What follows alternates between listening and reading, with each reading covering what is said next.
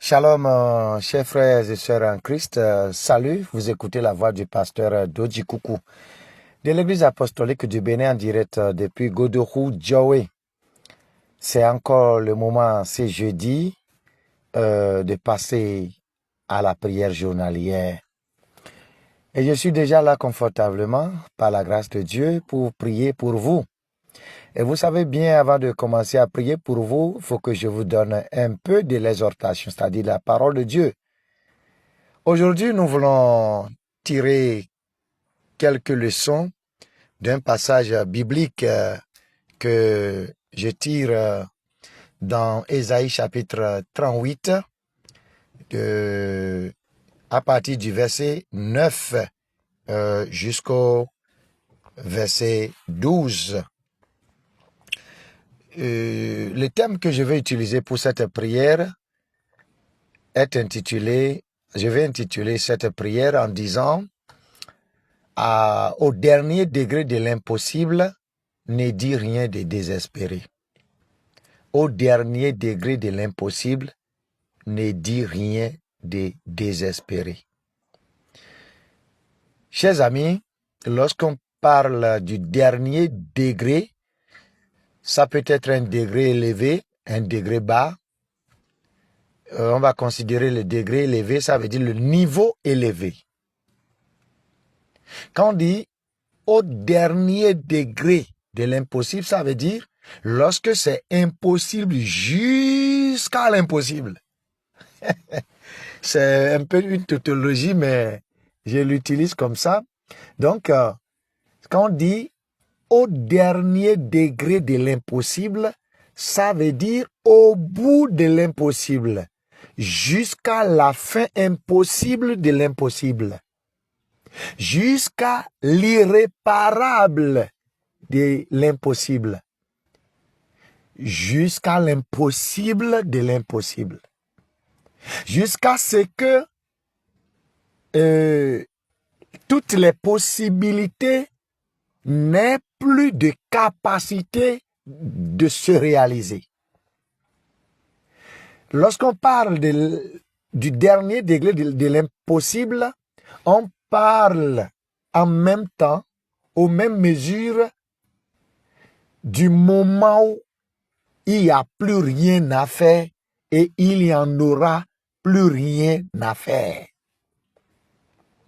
C'est ça qu'on appelle le dernier degré de l'impossible. Ça veut dire c'est impossible jusqu'à l'infini.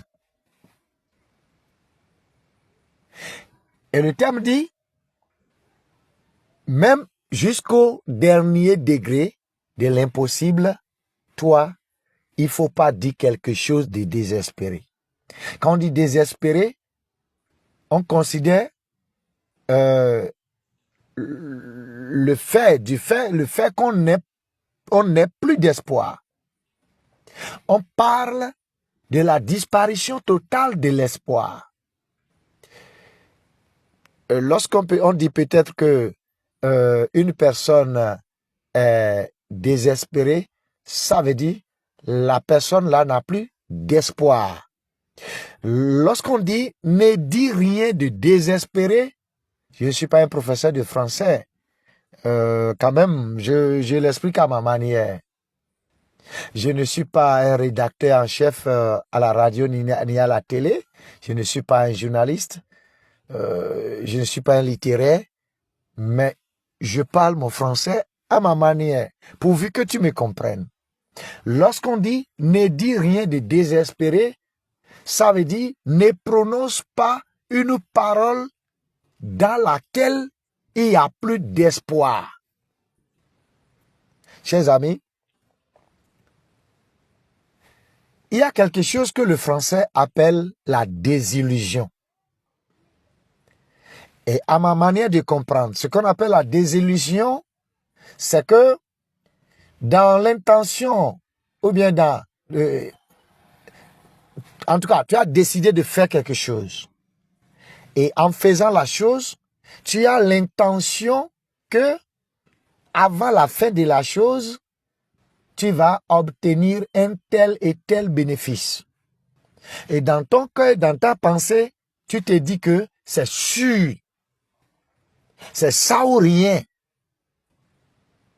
Donc, dans cette pensée, tu t'en vas, tu fais la chose, et à la fin, ce que tu attendais dedans là, tu n'as pas trouvé. À ma manière, c'est ça le français appelle la désillusion. Tu penses, tu crois à la chose. Tu es sûr que tu vas l'obtenir, tu vas avoir un bon résultat, mais le résultat t'a trompé. Tu as la désillusion. Et lors des désillusions, les hommes que nous sommes, les humains que nous sommes, on est découragés. Et les mots que nous prononçons en ce moment sont des mots désespérés.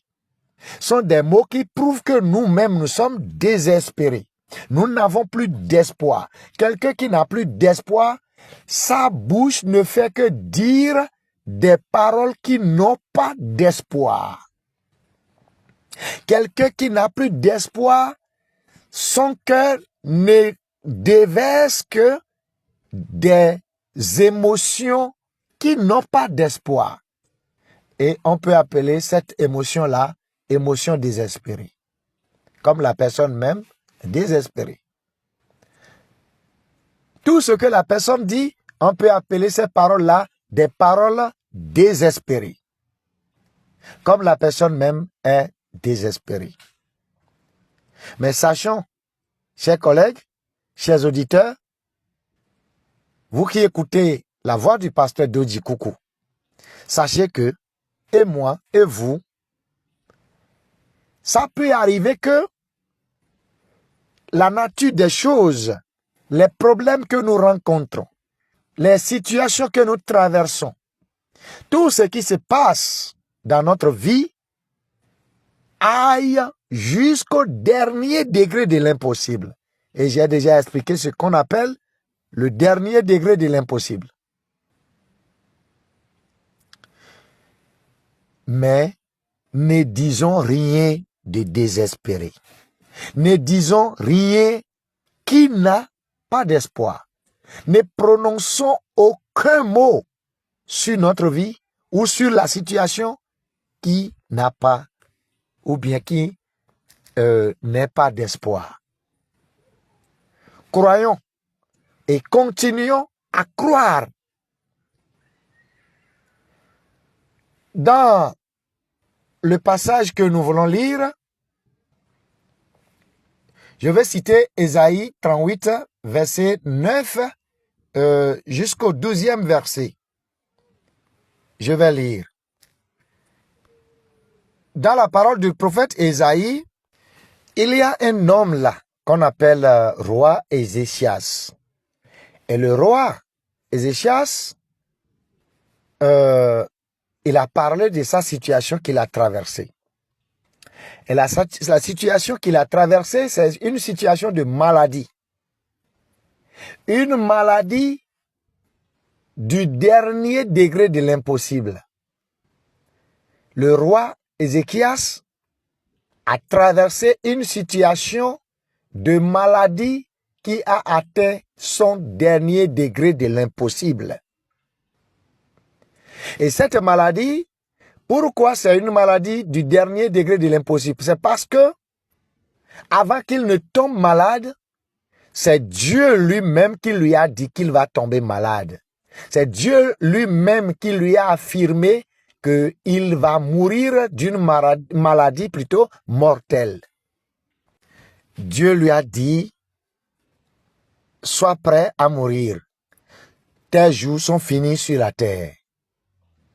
Et comme ça, quand le prophète Ésaïe était venu dire tout ça, donc il sait maintenant que Dieu a décidé de lui retirer la vie.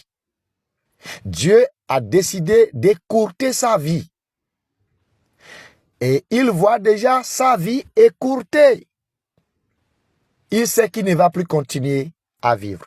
Et automatiquement, il devient malade. Il a des plaies sur son corps En tout cas, tout son corps n'a plus de nature. Tout son être a perdu son équilibre. Et il était dans un état critique, catastrophique. Il n'avait plus l'espoir de vivre. Et il a commencé à dire des choses désespérées. Parce qu'il voyait sa situation au dernier degré de l'impossible. Mais tout ce que lui a dit, parce qu'il a vu sa situation au dernier degré de l'impossible, n'était pas vrai, n'était pas ce qui s'est réalisé. Mais c'est le contraire qui s'est réalisé. Au lieu de mourir, il a eu la vie. Au lieu de demeurer malade, il a eu la guérison. Comment il a eu la vie? Comment il a eu cette guérison? C'est parce que le Dieu qui a dit qu'il va mourir, ce même Dieu lui a accordé la vie. Le Dieu qui a dit qu'il ne va plus avoir son bon état, c'est ce même qui l'a rétabli, qui l'a restauré, qui a restauré sa santé. Ça veut dire, au dernier degré de l'impossible, toi, tu ne dois pas dire quelque chose de désespéré. Tu dois toujours croire, abandonner ta vie à Dieu qui t'a créé. Lui seul a la décision de dire que tu ne vas plus avoir de la continuité de vie. Et lui seul a le pouvoir de dire, quel que soit ce qui se passe, tu vas continuer à vivre. C'est lui seul qui peut dire, tu vas avoir la paix. Et il a aussi le pouvoir de dire, tu n'auras jamais la paix. Et tu ne peux avoir cette paix-là. Donc, les derniers mots, c'est Dieu qui peut le dire. Le dernier mot, c'est Dieu qui peut le prononcer. Si toi, tu te mets à prononcer des paroles désespérées, sous prétexte que tu es dans une désillusion, alors tu te trompes. Tu ne peux pas décider à mourir et pour mourir. Quelqu'un peut boire ce qui tue, mais si Dieu n'accepte pas, il ne peut pas mourir. De même, on peut faire boire à quelqu'un ce qui peut le tuer, mais si Dieu décide qu'il va vivre, quel que soit tout ce qu'il va boire là, il va vivre. Pour prouver que il ne faut pas dire quelque chose de désespéré quand on est au dernier degré de l'impossible, je vais lire ce que le roi Ézéchias, lors de sa maladie, lors de la gravité de sa maladie, des paroles qu'il disait, et lui-même il a expliqué que c'est des paroles inutiles qu'il prononçait. Et je vais lire le verset 9. Dans le verset 9, le roi Ézéchias disait, bon, d'abord dit, cantique d'Ézéchias, roi de Juda, sur sa maladie et sur son rétablissement. Vous voyez, il a été malade et il a été rétabli. Dans le verset 10 lui-même avouait des paroles désespérées qu'il prononçait. Il disait, je disais, quand mes jours sont en repos, je dois m'en aller aux portes du séjour des morts. Je suis privé du reste de mes années. Oui, parce que Dieu lui a dit, tu ne vas plus continuer à vivre, tu vas mourir. Donc, il sait qu'il n'a pas l'âge de mourir. Il sait qu'il n'est pas sur le point de mourir. Mais quand Dieu a dit ça, c'est comme si c'est comme un enfant qui est né et qui n'a pas poussé toutes les dents quand sa maman tombe encore enceinte. Et on lui coupe le lait maternel. Donc, il dit, je disais que mes jours sont au repos. Mes jours sont au repos. Ça veut dire, les jours que je vais vivre encore là ont atteint leur dernier moment. Ça veut dire, je n'ai plus de jours à vivre. Et je disais, quand mes jours sont au repos, je dois m'en aller aux portes de ces jours des morts. Je suis prêt à aller au séjour des morts. C'est ce qu'il disait. Je suis prêt à mourir. Il dit, je suis privé de mes années. Ça veut dire, quand Dieu a dit, tu ne vas plus continuer à vivre là, ça veut dire, je suis mort. Je ne vais plus vivre pour le reste de mes années. C'est des paroles désespérées qui prononçaient ça. Et dans le verset 11, il dit, je disais, je ne verrai plus l'Éternel, l'Éternel sur la terre des vivants. Je ne verrai plus aucun homme parmi les habitants du monde. Il dit, non, c'est fini, non? C'est fini maintenant, non? Quand Dieu a dit, je ne vais plus continuer à vivre là, c'est fini, non? Ça veut dire, je ne verrai plus Dieu sur la terre des vivants. Ça veut dire, je ne verrai plus les hommes qui sont vivants sur terre dans ce monde. Pour lui, c'est que c'est fini. Il prononçait des paroles comme ça. Et il disait, ma demeure est enlevée et transportée loin de moi. Ça veut dire ça, sa maison, quoi. La maison où il vit. Il dit, ma maison, on me l'a enlevée, on me l'a transportée loin de moi. Je ne verrai plus ma maison. Bien sûr, quand on meurt là, comment tu vas voir encore ta maison? Et il continue, dit, comme une tente de berger, c'est comme ça ma maison s'est envolée. Je sens le fil de ma vie coupé comme par un tisserand qui me retrancherait de sa trame. Du jour à la nuit, tu m'auras achevé. Donc, pour le roi Ézéchias, il n'avait plus l'espoir de vivre et il prononçait des paroles qui ne portaient plus, qui ne comporteraient plus d'espoir. Mais plutôt, Dieu lui a accordé encore 15 ans de vie suite à sa prière. Et moi, je veux dire, toi qui es malade maintenant, et ta maladie atteint déjà un dernier degré de l'impossible, ne dis pas quelque chose de désespéré. Car le Dieu de toute la possibilité possible, écoutez bien ma tautologie française, le Dieu de toute la possibilité possible est vivant. C'est lui seul qui a le dernier mot. Malade que tu es maintenant là, tu n'as plus ce docteur qui peut te guérir. Toutes les analyses ont été faites. Et toutes les radiographies, c'est ce qu'il allait dire. Toutes les radiographies ont été réalisées. Et le diagnostic, c'était une maladie incurable. Une maladie qu'on ne guérit pas. Mais sache que le Dieu de toutes les possibilités possibles possède un mot. Un dernier mot qui peut te relever. Et les docteurs seront étonnés.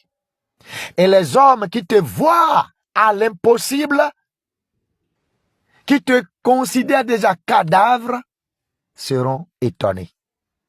Est-ce que tu crois ça? Si tu crois, dis Amen. Dieu est capable.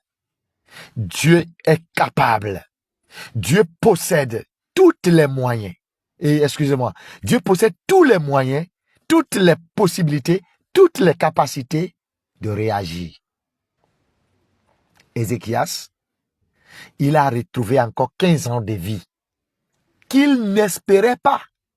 C'est pourquoi il se voyait déjà au séjour des morts, aux portes du séjour des morts. Il se voyait déjà loin de sa maison. Il se voyait déjà ses années éloignées de lui, sa vie écourtée. Bon, il prononçait des paroles désespérées. Ne prononce plus ces paroles. Il faut dire, si Dieu le veut, je vivrai. Et qu'est-ce que David en avait dit? Il a dit, je ne mourrai pas. Je vivrai, je raconterai les biens de Dieu, les merveilles de Dieu.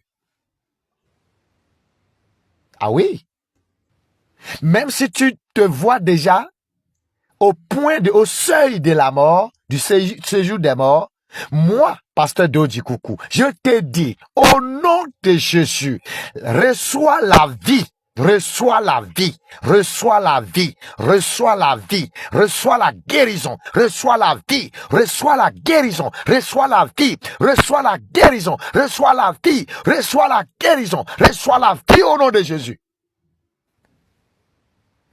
Le Dieu de toutes les possibilités possibles est vivant. Qu'il ait pitié de toi, qu'il te parle, qu'il dise un mot. Quelle que soit la source et l'origine de cette maladie dont tu souffres, le Dieu des possibilités va envoyer le dernier degré de la possibilité pour combattre le dernier degré de l'impossibilité dans ta vie, dans ta situation. Ce n'est pas seulement la situation de maladie, la situation de dette, la situation d'encombrement cervelleux, la situation de dépression, la situation d'embrouillement, de trouble, la situation de prison, la situation de calomnie, la situation de persécution, la situation de destruction, la situation de pauvreté. Le Dieu de toutes les possibilités va réagir. Le Dieu de toutes les possibilités va agir. Le Dieu de toutes les possibilités va parler. Que la gloire de Dieu resplendisse dans ta vie. Ne dis plus des paroles désespérées, car le Dieu de grands espoirs, le Dieu de toutes les possibilités possibles a déjà parlé. Il t'a accordé de la vie. Lève-toi de ton lit de malade. Lève-toi de ton deuil. Lève-toi de tes souffrances et de tes pleurs. Ézéchias, le grand roi, avait pleuré, mais Dieu l'a relevé. Dieu l'a rétabli. Que Dieu te rétablisse, qu'il rétablisse tes os, qu'il rétablisse tes yeux, qu'il rétablisse ton cerveau, qu'il rétablisse ta vie, qu'il rétablisse tes bras, qu'il rétablisse tes veines, qu'il rétablisse tes nerfs, qu'il rétablisse ta vie. Au nom de Jésus de Nazareth, je prie pour toi que la paix y est, que la joie y est, que la grandeur de Dieu applaudisse les merveilles de Dieu dans ta vie, que la grandeur de Dieu prouve les merveilles de Dieu dans ta vie. Que la paix soit avec vous. Et vous venez d'entendre la prière journalière du pasteur Doji Koukou de l'église apostolique du Bénin en direct de Djawé Godourou. Envoyez cette prière à vos amis, à vos collègues. Je pense que le Seigneur va rétablir quelqu'un dans ce monde, partout, comme il a rétabli le roi Ézéchias. Contactez-moi au plus 229 99 99 0005 au plus 229 66 42 08 45, soit appelez-moi directement au plus 228 01 44 12 46 46. Que le Seigneur bénisse et à tout moment.